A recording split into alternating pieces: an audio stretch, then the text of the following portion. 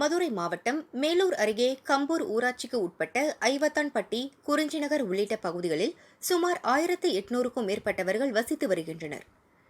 கருங்காலக்குடி கம்பூர் பிரிவு சாலையில் இருந்து ஐவத்தான்பட்டி உள்ளிட்ட கிராமங்களுக்கு செல்லும் 3 கிலோமீட்டர் தொலைவிற்கு சாலை பழுதாக உள்ளது.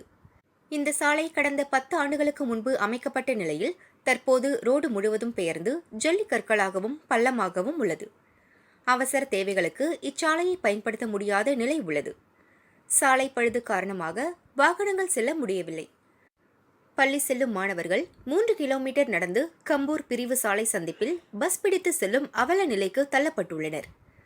பழுதான சாலையை சீரமைக்க வேண்டி கலெக்டர், பிடிஓ, அரசியல் கட்சி தலைவர்கள் என அனைவரிடமும் முறையிட்டும் ஒன்றும் நடக்கவில்லை.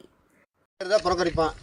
அடுத்து எந்த தேர்தலாக இருந்தாலும் 2026 சட்டமன்ற தேர்தலும் நாங்கள் புறக்கணிக்க ரெடியாக இருக்கோம்.